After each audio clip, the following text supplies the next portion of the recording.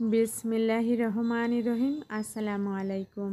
কেমন আছেন সবাই? আশা করি ভালো আছেন। আমরাও আলহামদুলিল্লাহ ভালো আছি। একটা রেসিপি নিয়ে এসেছি। রেসিপিটা হচ্ছে খিচুড়ি। নতুন আলু টমেটো দিয়ে কিভাবে নরম করে খিচুড়ি রান্না করি সকালের নাস্তার জন্য, সেটাই শেয়ার করব। এখানে চাল আর ডাল খুব ভালোভাবে পরিষ্কার করে নিয়েছি। তার ভিতরে হচ্ছে আমি টমেটো, নতুন আলু, পেঁয়াজ কুচি, কাঁচামরিচ কুচি আর হচ্ছে রসুন কুচি দিয়ে দিয়েছি। আর এখন স্বাদ মতো লবণ, হলুদ আর সামান্য শুকনো মরিচের পাউডার দিয়ে দিলাম। এরপরে হচ্ছে আমি তেল দিয়ে দিব পরিমাণ মতো।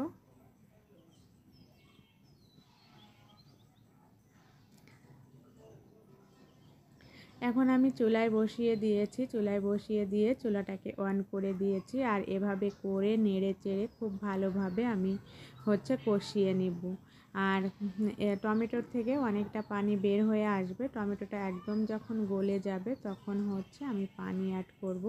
এভাবে নাড়তে নাড়তে টমেটোটা একদমই গলে যাবে। আর এখন পানিটা শুকিয়ে গিয়েছে। আরও কিছুক্ষণ চাউলটাকে আমি কষিয়ে নিব।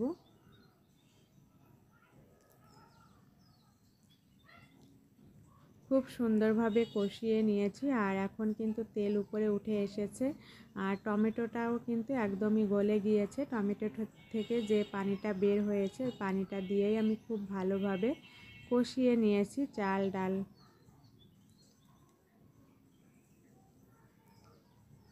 আর এই খিচুড়িটা হচ্ছে একদমই নরম করে রান্না করব।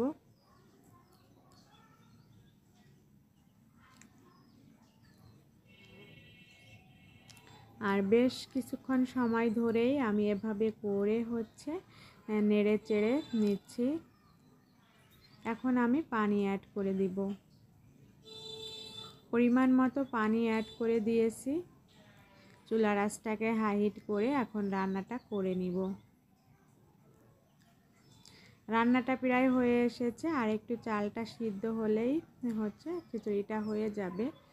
আর যেহেতু নরম খিচুড়ি রান্না করব এজন্য এটা বারবার নাড়তে হবে। নাড়লে হচ্ছে খুব সুন্দরভাবে সফট হয়ে যাবে।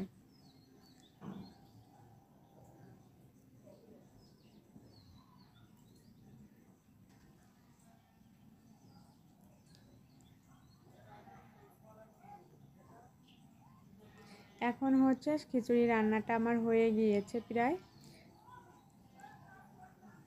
আর একটু নেড়ে চেড়ে নামিয়ে পরিবেশন করব।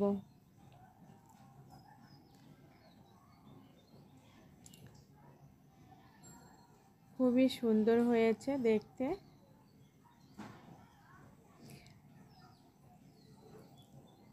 এখন আমি নামিয়ে নিব।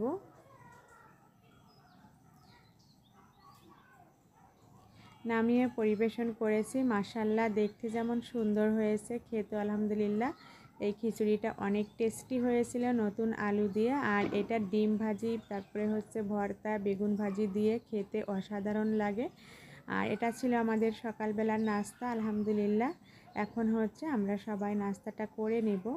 গরম গরম লেটকা খিচুড়ি, এটাকে অনেকে লেটকা খিচুড়িও বলে, আমরা নরম খিচুড়ি বলি। আজ এ পর্যন্তই। আল্লাহ হাফেজ। আসসালামু আলাইকুম।